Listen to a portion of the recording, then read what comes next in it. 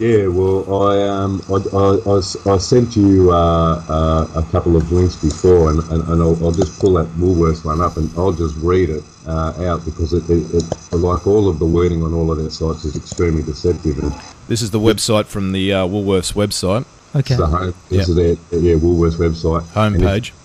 And if you click on the organic or on food, and you come, and it's got macro whole foods, and you go to the organic section, and I'll just read it. It's only short. And at the very top it says organic in fancy writing, and underneath it says organic means no added chemicals, pesticides or herbicides, kind to nature without the need to hug trees. And then underneath it says macro whole foods market organic range of products are produced without the use of chemicals.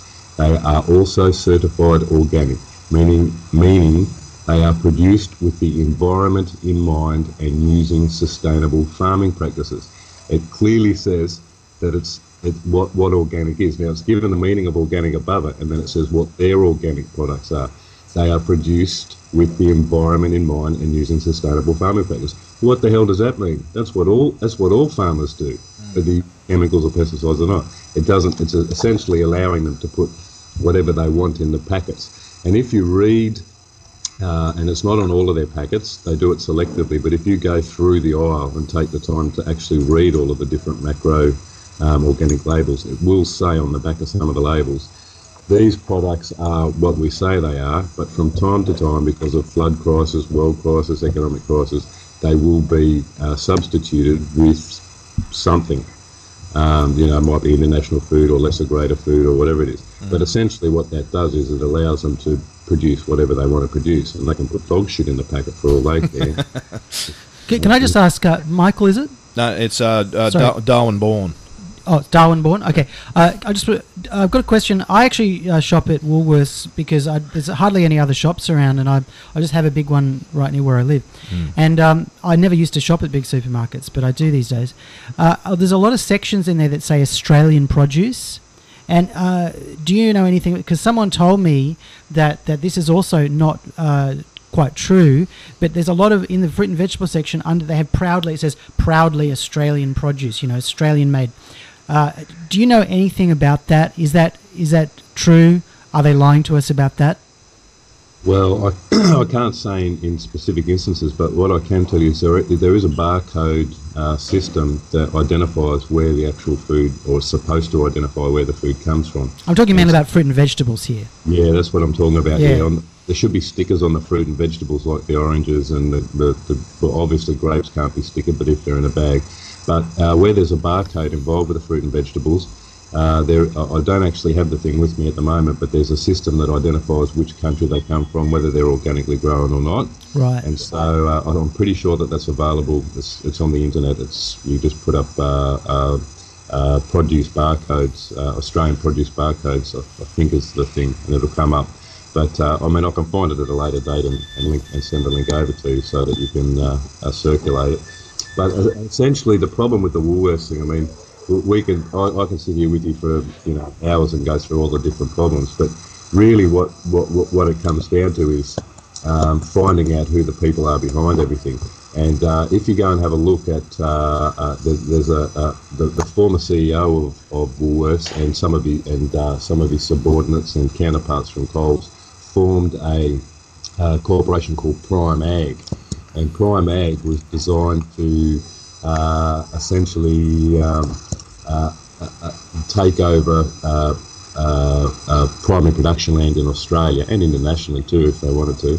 And they were going to produce food for the supermarkets, being that the supermarkets own 70% of the food trade in Australia now.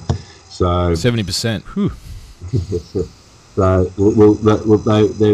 If you go onto the Woolworths sites, or you just do a little bit of investigation for yourself, you can see just how broad-reaching their arm is. Like, they're involved in hotels, they've got banking licences, they've got telecommunications licences, and if you go and look at the intervention, for example, the former CEO of Woolworths is a fellow named Roger Corbett, and I'll just read, if it's all right. I'll read a little bit of Roger Corbett's who he is and what he did.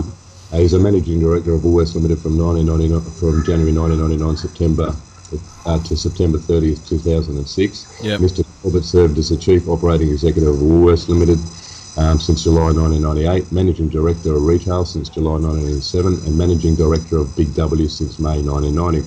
He has been involved in the retail industry for more than 40 years. He has been Chairman of Fairfax Media Limited. Since October 13, 2009, he serves as the Chairman of the ALH Group, which is a hotel group with poker machines, which is their main thing, and alcohol and hotels. He serves as the Chairman of the Salvation Army Advisory Board. He's been Chairman of the Board of Main Pharma Group Limited since January 27th, 2011. Well, you're saying that Woolworths is involved with the Salvation Army as well? Yeah, if you go to if you go to their homepage and you look on their community thing, they've got a community link there. I'll just bring it up. Yeah, no, that's all right. And this Corbett is unbelievable. So he's invited Woolworths to own pretty well much 80% of all the poker machines. That runs the Salvation Army, hotels management and stuff like that.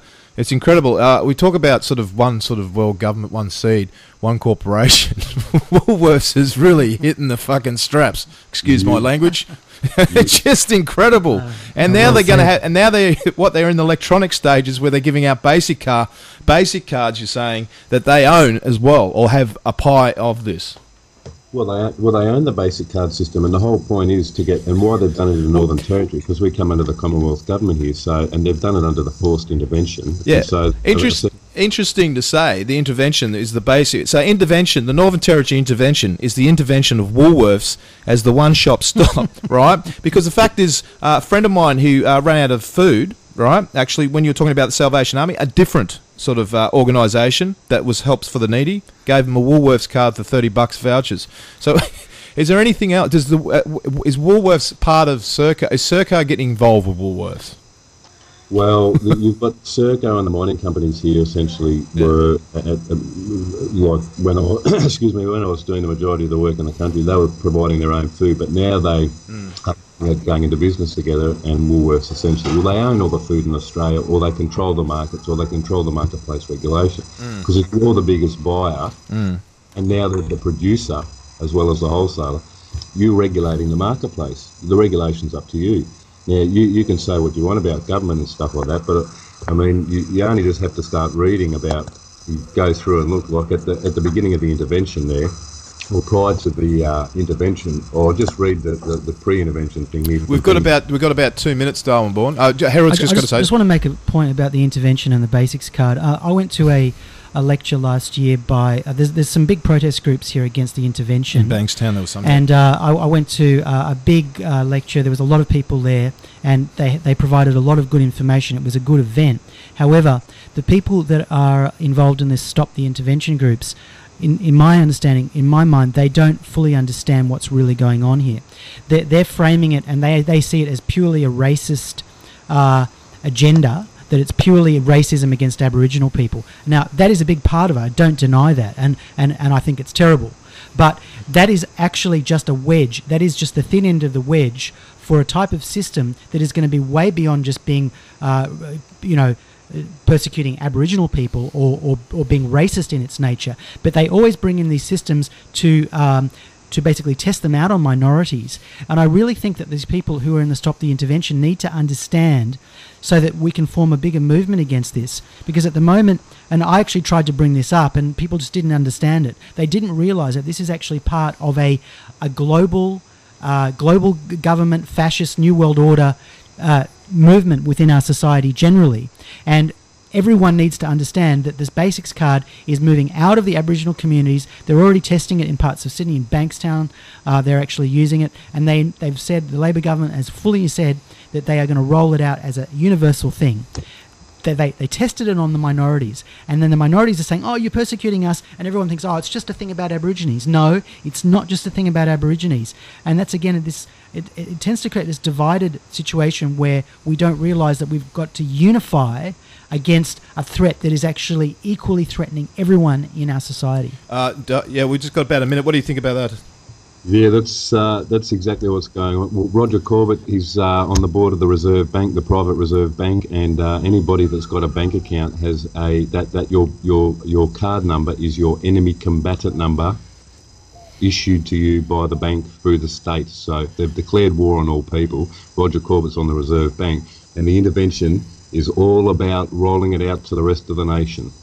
Thanks, mate. Listen, DarwinBorn, we could have to give you back on. You've got so much interesting information. Thank you for coming on Workers Radio Sydney, Radio Skid Row. Can you dig it? Can you dig it?